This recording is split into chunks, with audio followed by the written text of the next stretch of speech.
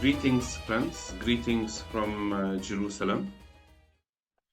I hope everyone is doing well and everybody is still hanging on and tolerating this time confusion that we're all in. So if you don't get it right or you're not sure, that's fine. We also don't have it right at Sabil. It's very confusing because it's my kids' school is on the Palestinian time. Some of us at Sabil are on Israeli time.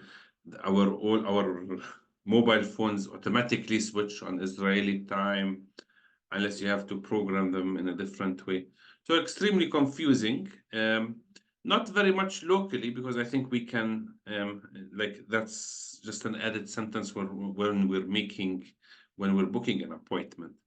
But also organizing international calls and meetings becomes even more complicated because everybody is also on their own time zone and everybody has their own time difference. I mean, I know that this is not the major problems of the world. We have much more complicated issues to deal with, like global warming, human rights violation. I mean, the Palestinian issue, nuclear weapons. I don't know. There's so many things that are taking place, the injustice, the economic injustice. But that's a matter I think we can deal with as human beings.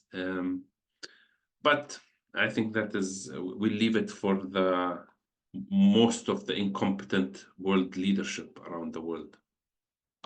So just as people are continue to come in, I'd like to welcome you again to another Sabil Kumi now session. I just want to share a story. Some of the people at Sabil meeting already know this because we've shared it last Thursday during the Sabil service, the Sabil weekly Ministry of the Word Bible study meeting. So I've shared the story.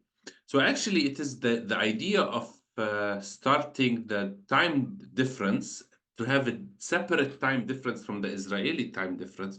That was a very big action, non-violent action that took place during the first Intifada.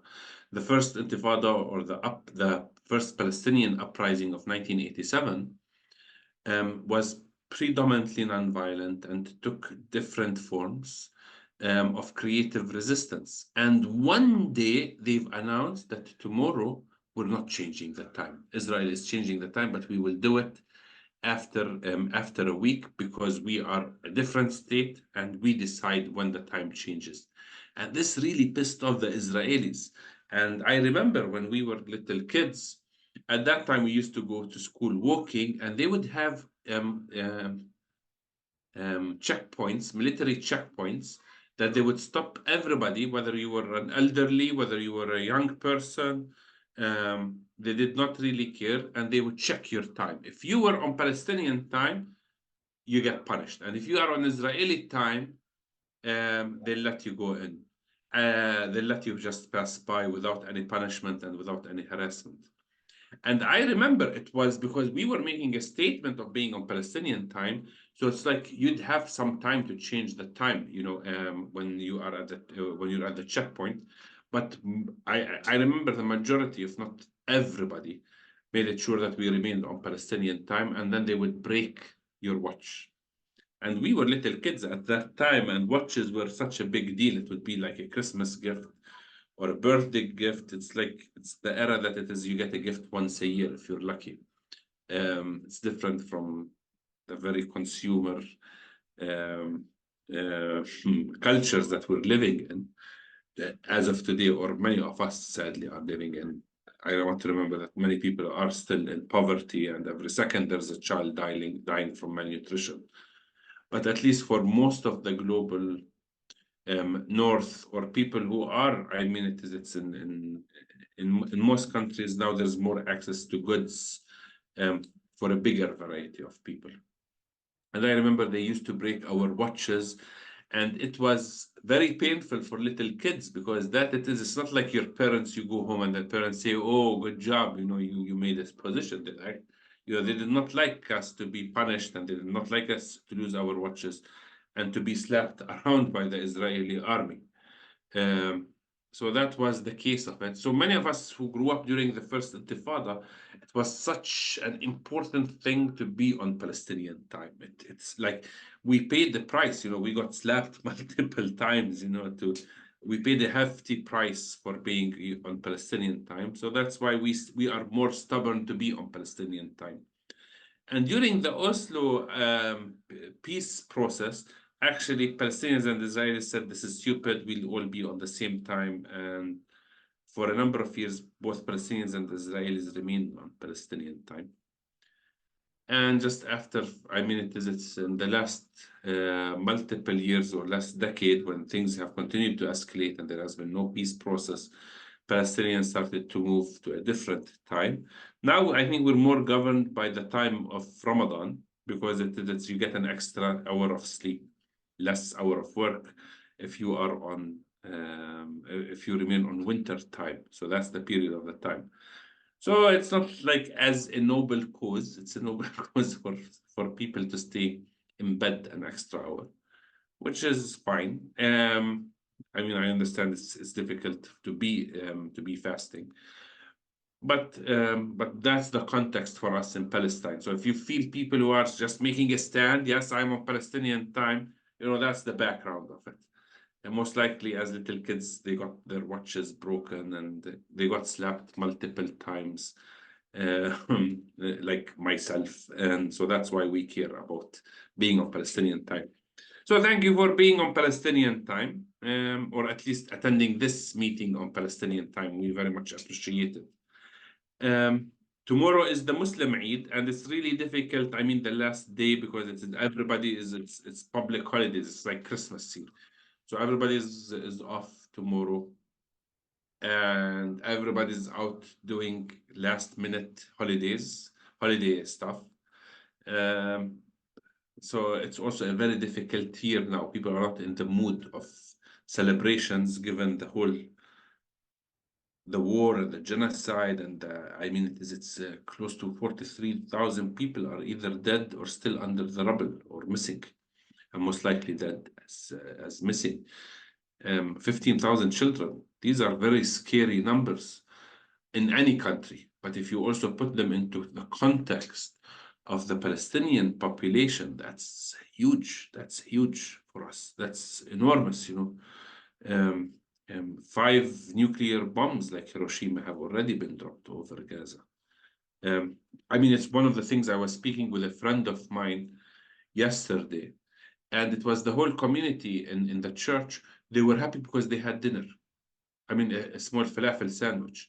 So it was such an inhumane. I was speaking with some of the people who locked in on the old time or on the new time, on the summer time. That it's like for them, they are so happy because they had a sandwich, And we're speaking about people who are professionals, people who have built a career, people who have, who have lost all of their life savings, they've lost loved ones, they haven't showered for months, and just to find an adult, a professional adult, happy because he had a small piece of bread with falafel. It's in a way, it's like amazing how humans are so simple and so on.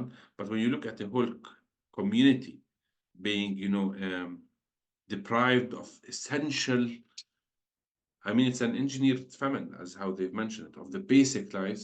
It was very heartbreaking for me. I couldn't honestly to continue the conversation with them because I know that they deserve better. That's not the way to treat people. That's not right.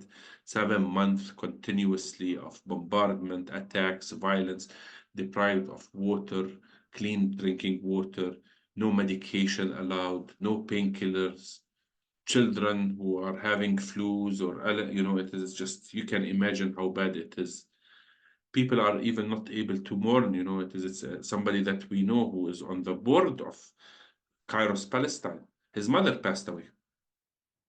And it's so sad as if nothing has happened. They are so much into the death.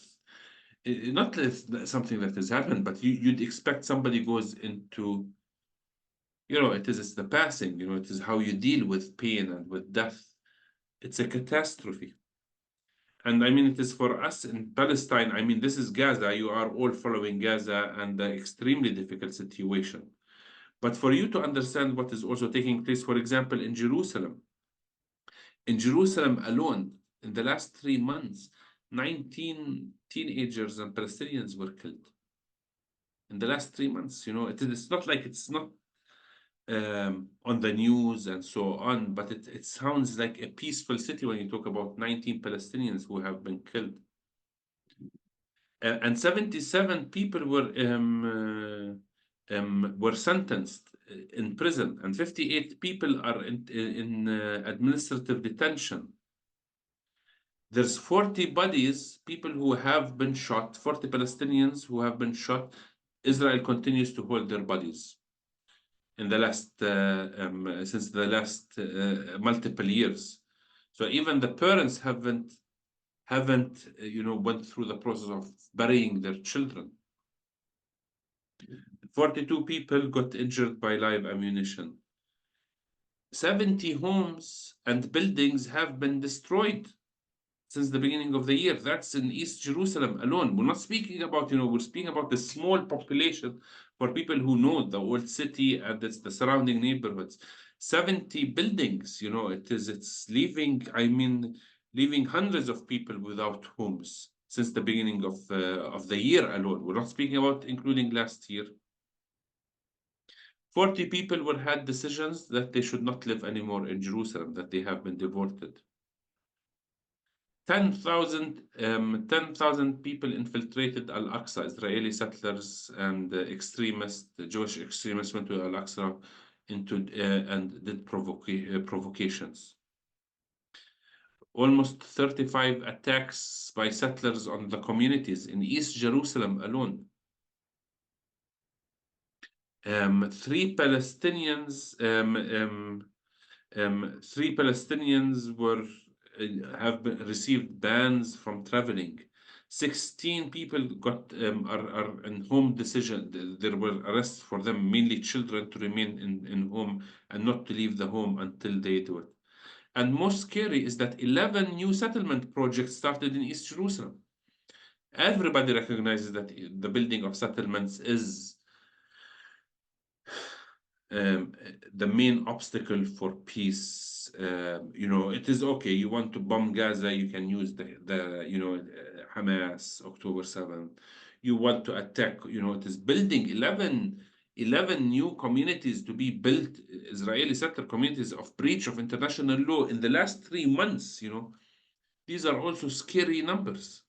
So I mean, we're speaking about a micro city of 300,000 people in that city. So it's a very frightening situation in East Jerusalem alone, given that most of the attention and most of the violence is taking place in Gaza. And we are expecting things to continue to deteriorate and the situation continue to become worsened. I mean, the month of April is an important month in Palestinian history. And also, I mean, it's for many Palestinians, if you are, this is also the month of commemorating the Armenian genocide for our Palestinian Armenians, who over 60% of them are descendants of Armenian survivors, which is a major issue. But also in the month of April, the 8th and the 9th of April, we Palestinians remember the big massacre of Deir Yassin. I mean, big, it is now we're talking about, there's different numbers that speak about how many people got killed in Deir Yassin, but it had them, most scholars believe that it was less than 100. But for us Palestinians, we were a peaceful community, and to listen and to hear about 100 people killed frightened the whole country. Now we talk about, on average, every day there's around 300 people getting killed. Sadly, here in Palestine. In Gaza alone, on a daily basis, 300. But what caused Deir Yassin is what caused Palestinians to flee their Palestinian villages and towns around the world. around historical Palestine. People were afraid of organized rape, organized killings, and massacres that they would take place. All of the Israeli army, or it wasn't, it was all of the Zionist militias at that time. All they had to do is flee your houses, or you will have the same fate as Deir Yassin. And that is the week that, and this is the day that we as Palestinians remember, mark, commemorate the developments that have led to Nakba, which is the source of the Palestinian Israeli conflict, where 2/3 of historical Palestine no longer became Palestine, became a new state, and 2/3 of our people were forced,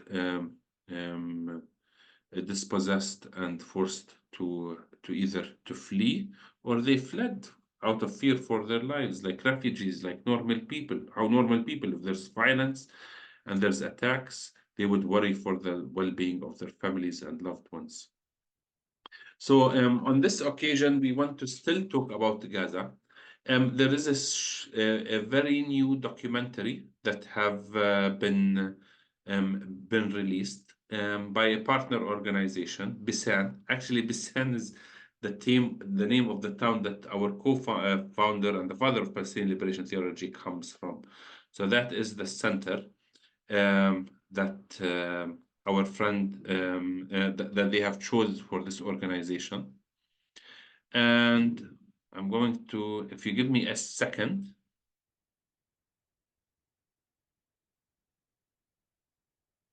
Okay. So it's a very short documentary, but it speaks about, it gives an update on the same tactics that were used in Deir Yassin are continuously being used against our communities in Palestine and in Gaza especially.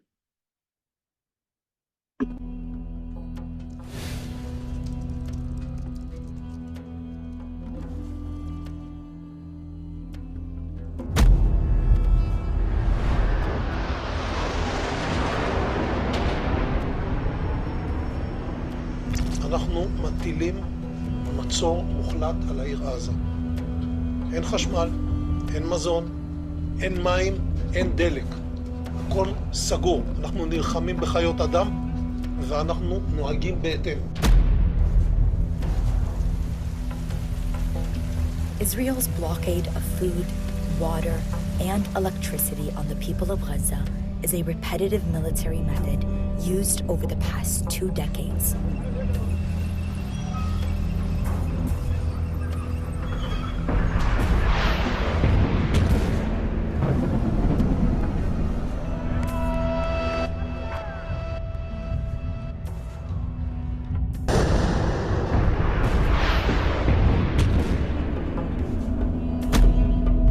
This continuous war, the targeting of necessities of life and health in the Gaza Strip, caused a highly increasing number of displaced people, the constant closure of crossings, and the cutting of all basic humanitarian needs.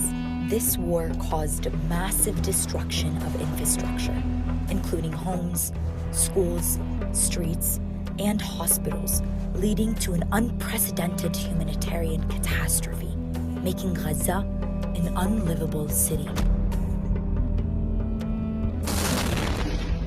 The war on Gaza has no limits. Everyone and everything is a military target, even hospitals, ambulances, and healthcare professionals. During this war, the Israeli occupation army targeted several hospitals, which led to the killing of wounded and displaced Gazans who took refuge to escape the bombing of their own residential neighborhoods. The Israeli army also arrested several medical healthcare professionals, most notably the director of Al-Shifa Hospital, Muhammad Abu Salmiya, and some of his assistants. ضربوا أول شيء المبنى المبيت للأطفال، الطابق الثاني وضربوا الطابق الأول، وضربوا خزانات المياه، ضربوا الكهرب، ضربوا محطات الأكسجين، فانعدمت الحياة في مستشفى النصر. Now the situation is very bad. We can see actually the smoke around the hospital. They hit everything around the hospital, and they hit the hospital many times. We don't want to stay in the hospital, but we want someone to give us the guarantee that they can evacuate the patient. الإسعافات ما قدرت تيجي على المستشفى نهائي، إنها تاخذ المرضى وتاخذ المصابين الموجودين في الاستقبال. كان قناص بيضرب، ما قدرنا نطلع، ما حد يتحرك. Due to the closure of crossings, the healthcare sector also suffers from a scarcity of medicines and medical supplies within pharmacies and operating health centers.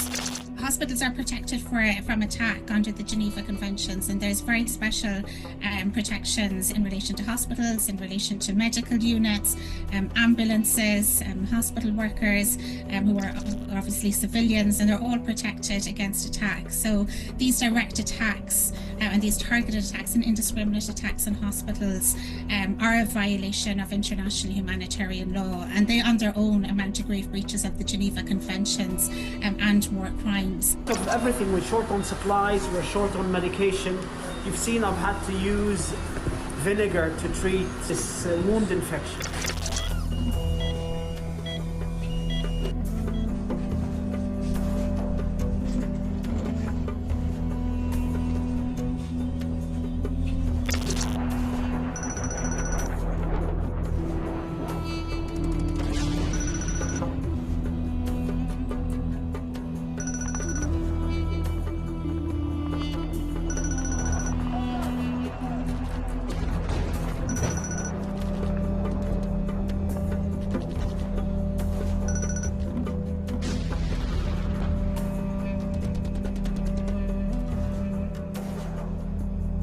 Israel has ruled out allowing basic resources or humanitarian aid into Gaza until Hamas releases the hostages it abducted during the weekend attack.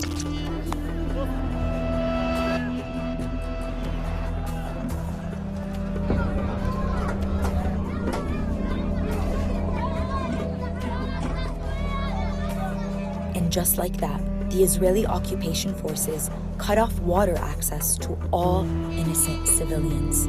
The number of victims of malnutrition and dehydration in the Gaza Strip is rising to the point of famine, and the severe scarcity of food, water, and medicine supplies is increasing rapidly. In addition, displaced people and residents are unable to maintain the hygiene necessary to prevent diseases. They are living in very deteriorating conditions and are even threatened by bombs inside shelter centers and while gathering for humanitarian aid.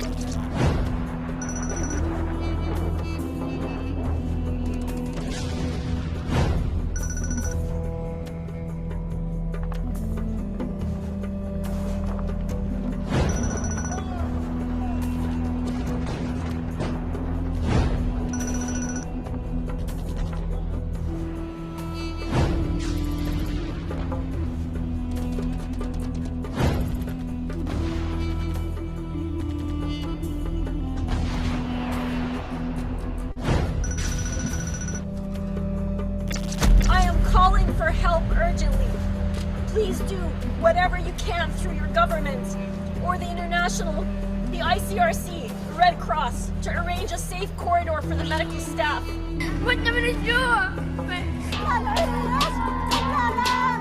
أنا حارم ولاد اللقمة بقول لابنك تاكل الشعبة. قلت الأكل ماتت بنتي.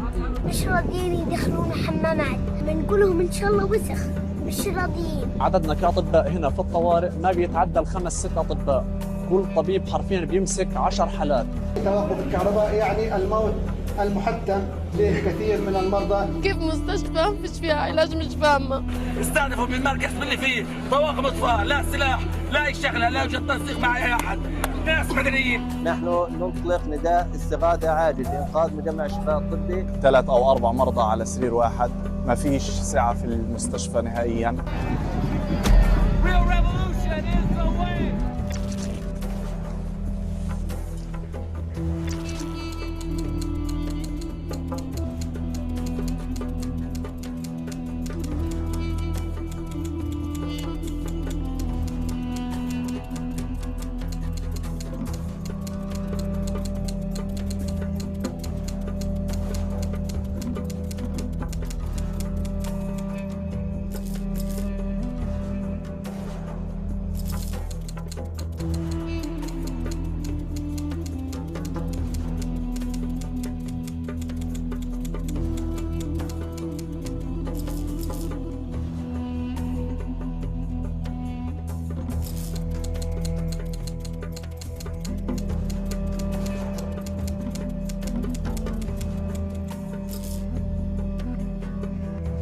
Each war starts where the previous war ended. And if this war ends at the killing of 8,000 children in 40 to 45 days, then the next war will be more brutal than this one. And it doesn't need to be in this region, it can be anywhere in the world.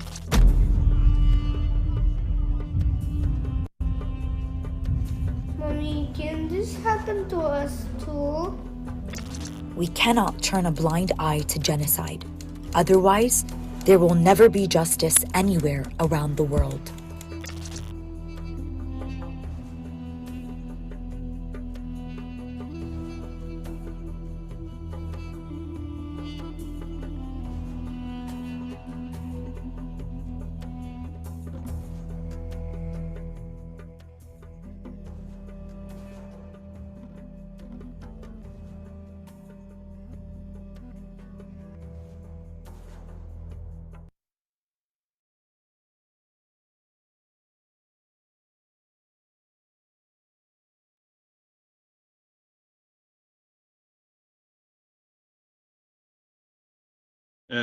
A powerful documentary that has been just released by Bisan.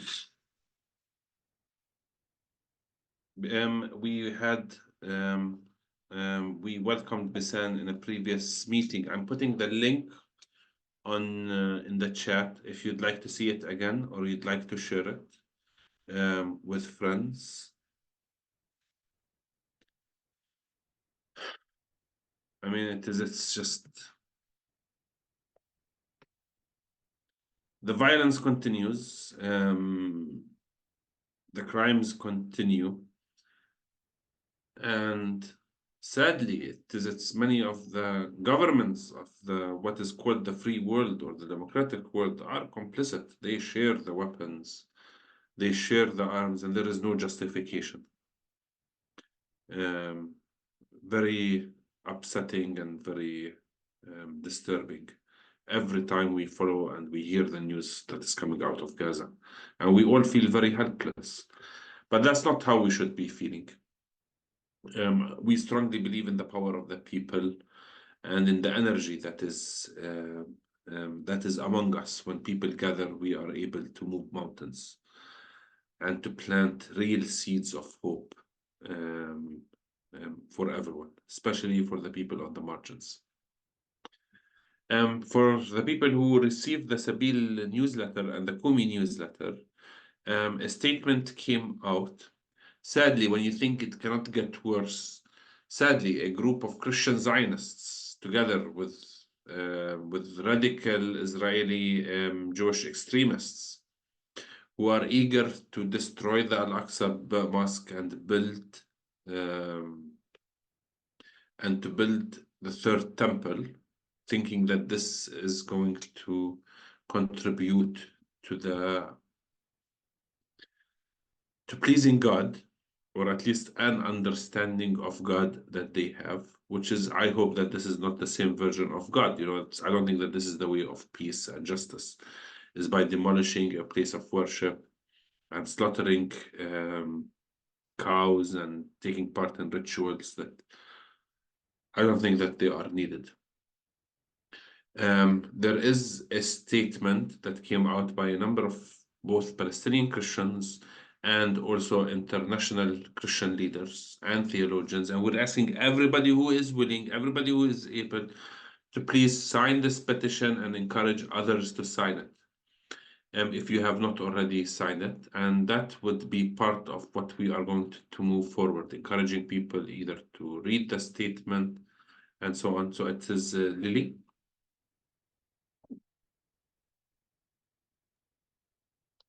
Hi, everyone. Yes, we will move into our time of doing actions together collectively.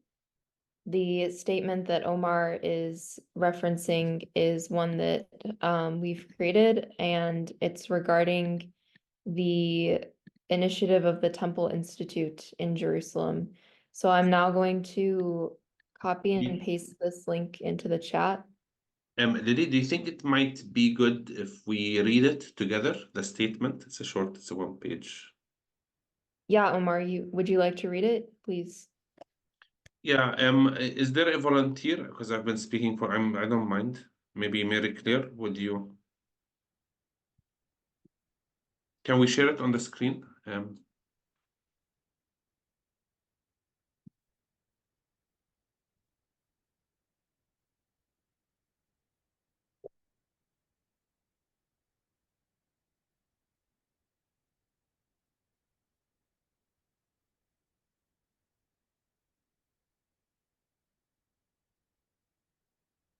Maybe I'll let Mary Claire Yes, unmute.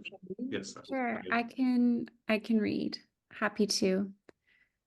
So it starts with a verse from Psalm 122. Pray for the peace of Jerusalem. May they prosper who love you.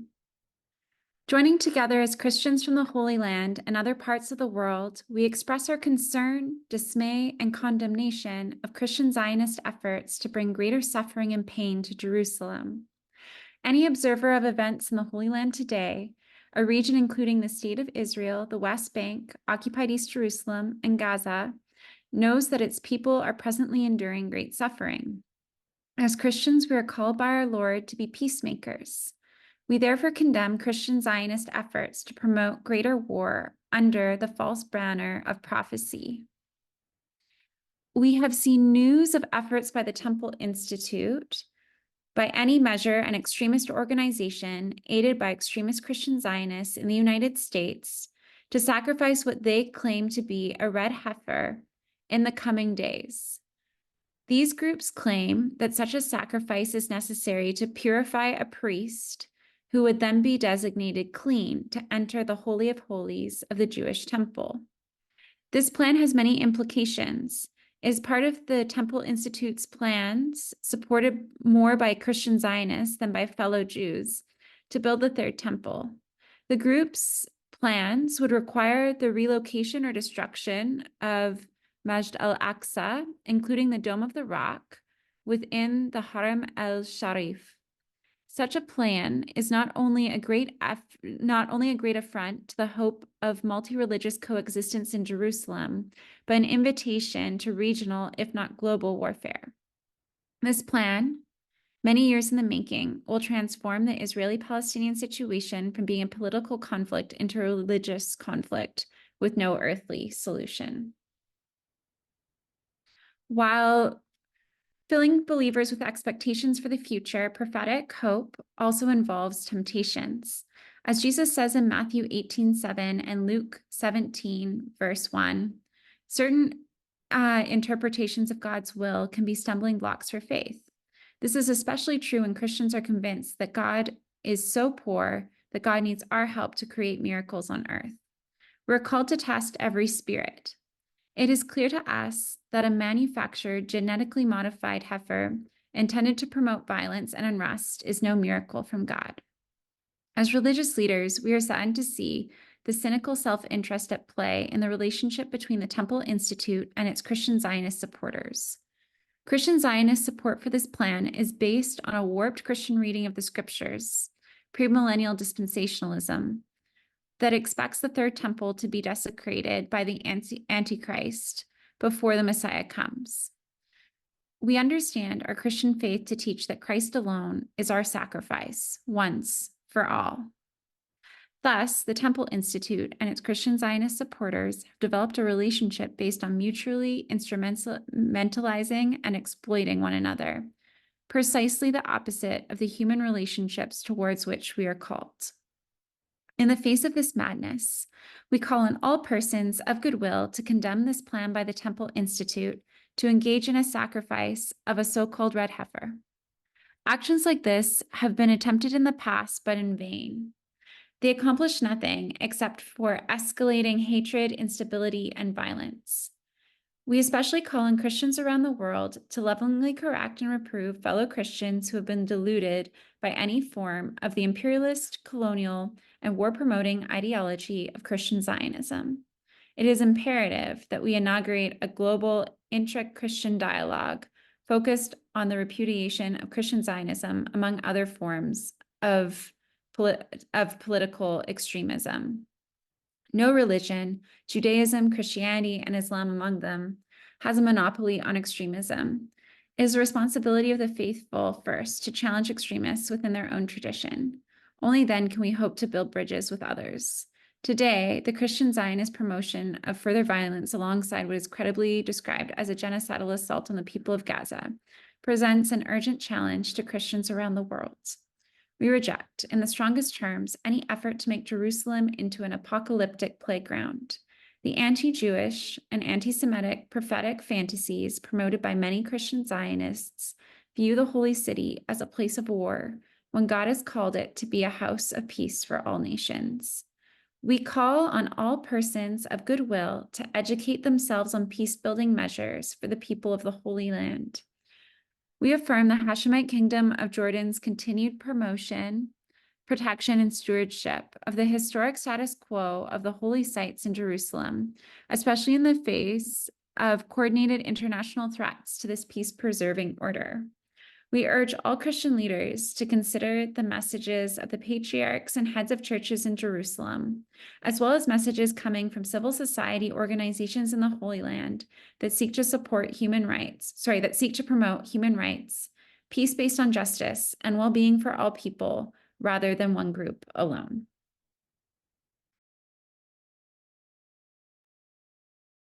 Thank you, Merikter. Lily? Yeah. At this time, I would invite everyone to access this petition through the link that Ryan has shared in the chat. And once you've signed it, just drop in the chat that you've completed it so we can just see together our names coming together to collectively sign this, joining the names of Patriarch Sabah and many others that you can see have signed it already on the site. So I'm going to stop sharing my screen and invite everyone to just take a minute to access that link. And then again, indicate in the chat once you've signed it. And everyone is welcome to sign it. It is for all people of goodwill to sign it. You don't have to be a Christian. You don't have to be of a specific tradition. This is an invitation for all people.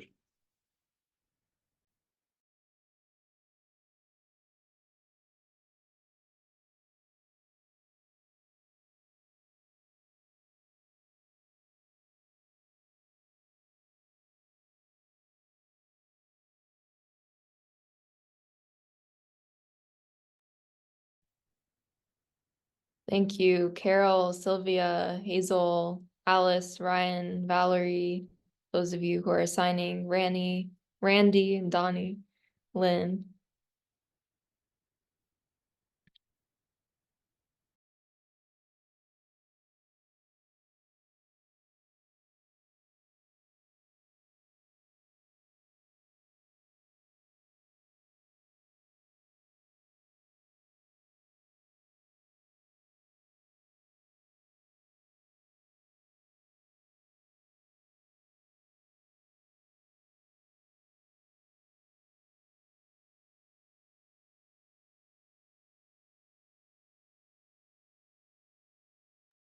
Yes, and as Debbie said, signed and shared, we would encourage this to continue to be shared. I'm also noting Alice's question in the chat, Omar. The petition will be sent to someone in particular. Yes, it is already being circulated in the media, and we want to tell the world that it's not all Christians are supportive of this insanity. Millions of dollars have been invested to bring to genetically modify cows, to transfer these cows into Jerusalem. They are already located in a kibbutz. They're already publicizing it into like a big show. They already have identified somebody from with a certain lineage coming to be the priest and who will sacrifice. It's a nightmare. That's the least thing that we need at the time of at the time of a genocide and a time of war and violence. This is another recipe for escalation and more unnecessary bloodshed. It's a shame, and it is being done in the name that this is will bring God's kingdom. I don't think that how could this be? How could this make sense? But that's the world that we live in, sadly, and that's why people who know better, we should work together and making a clear position. So thank you to all of you who are continuing to sign it or committing to sign it once you log off the call today. And thanks, Mary Claire, for sharing the link again. At this time, we'll move on to our second action, which is the same as our action from last week, but we just want to continue to promote it to make sure all who are attending week to week get the chance to complete this. So it's the Churches for Middle East Peace letter to bishops that was issued at the end of March. And this was the call to action that was shared during our Holy Saturday Easter Vigil service. And many bishops and church leaders have signed this petition, but we are also, along with Churches for Middle East Peace and other organizations, inviting individuals to sign this as well. So I will reshare the link here and also give us just a few moments to designate to sign this petition or this letter. And then once again, I invite you, if you've signed it previous weeks, go ahead and drop in the chat that you've signed it, or if you're completing it now, indicate that as well. So I've just shared the link to this one. It's a Google form.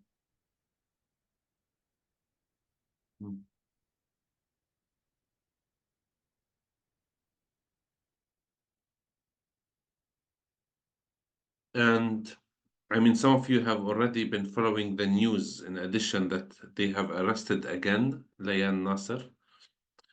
Randy and Auntie Samia are with us. I don't know if it's Randy. I remember.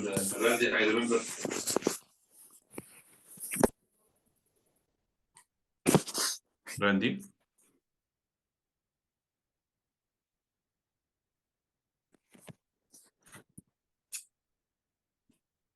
Auntie Samia. Yes, Omar, I'm with you. Yeah. Auntie Samia, do you have an update on Layan? We don't know anything yet. I mean, they just came at home, raided the home at night, and they were very, very vicious with the gun on their head, and they just took her. So we don't know anything new yet. And they took another girl also from Brazil.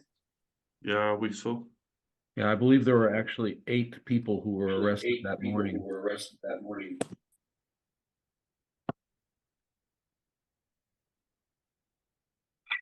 Yeah. Randy, you remember that you created an updated petition also. Yes. I think it's good to send an update to this letter, and we because already it has like around 10,000 people who have registered, and we could just give them an update of at least what we know, which we don't know much, but I think that we don't know much is by itself something that is frightening.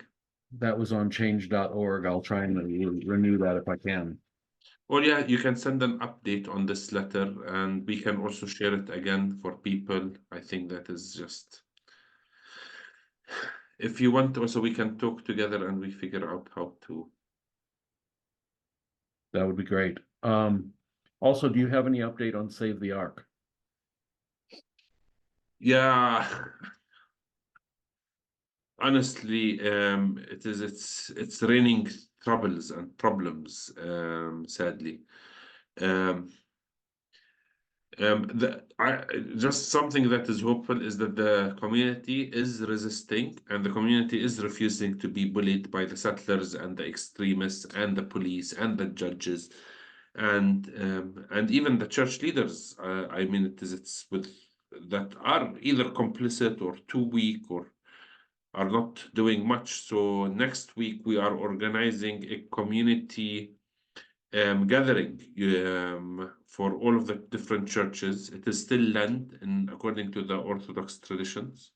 So we have a simple lunch, a vegan lunch dinner that we are all coming together. We're sharing this meal together at the Armenian Quarter, and they say that if they bring like 10 bullies with guns, we will be hundreds coming together to show that they will not intimidate us and they will not scare us. That's the beautiful resilience and energy that is among the young people. Shame on the church leaders that they leave these 18 and 19-year-old kids to deal with the problems that they have created or they are responsible for. But it's also a blessing to find so much energy among the young people who refuse to accept the current status quo and they want to do something about it.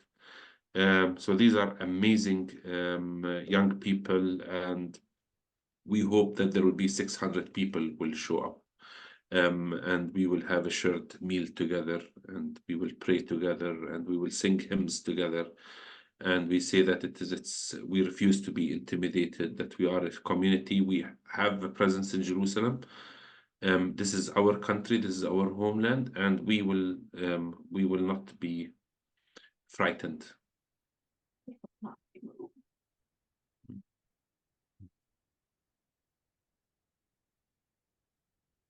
So please sign and share, and if you're able to get it to the media, if you're able to have it to your bishop, to your pastor, if you are a clergy and you preach, show it to your congregation. Tell them, we need to do something about it. Please be annoying, annoying. If we ask the Pharisees, if we ask the Romans, they would say Jesus was annoying. So be like Jesus, be annoying, disturb their silence. And I know some of us can be really good. Some of us are really annoying, I know. So it's in a good way, I say it. So it's be annoying, make them frustrated with our presence. Be the stubborn widow.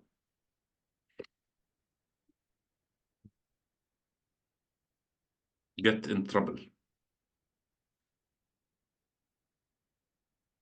Okay, at this time, I just want to explain our final action of the evening before we move into the end of this call, which included in our newsletter is for those of you who are in Europe. There's a call this year to boycott Eurovision. And so the link that I'm now posting is a template of a letter to address venues that are screening or promoting Eurovision, asking them to cancel and host an alternative event instead. This is another example of something that we can boycott as far as the ongoing genocide in Gaza. So this is a letter that you can take and recontextualize in your communities and send it to those who may be relevant. So I'll just give one moment for that before I introduce our final part of the Kumi call this evening.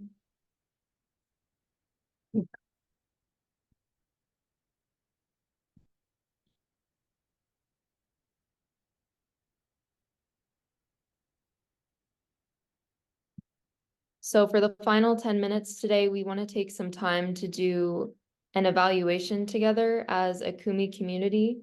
As many of our activism and our sessions have looked different over the past few months, given the situation in Gaza, we have created a brief Google form that we want to share and encourage you all to fill out just to get a sense of how we can make Kumi now a more effective tool for education and action. So I'm going to share my screen with the survey now just to give you an idea of what it will look like. You can see this now. And then Ryan, or is someone else able to share the link to this? Thank you. Okay, so Ryan has just shared the link to the survey. So if you're able to also click on this link and take the next few minutes to fill this out.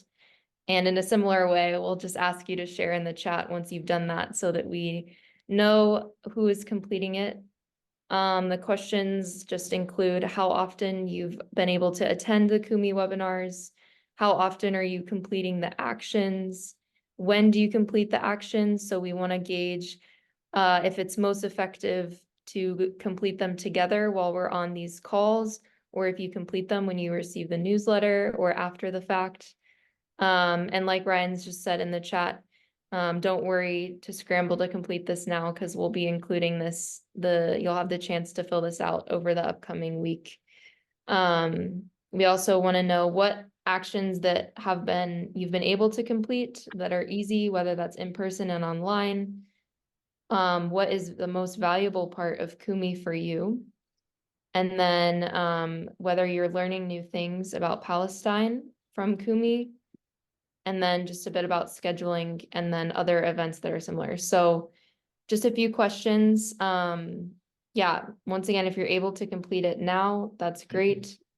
We'll just designate the last few minutes of our time together to filling out the survey. And if you have any issues of accessing the Google form or have any questions as far as the technical side, feel free to unmute yourself, and we can provide some assistance there.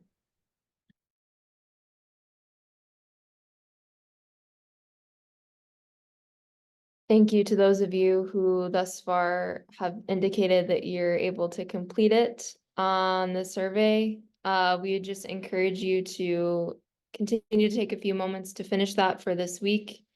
And again, in our newsletter next week, we will include the links to the survey again, and also to the video that was shared during the beginning of the session this week.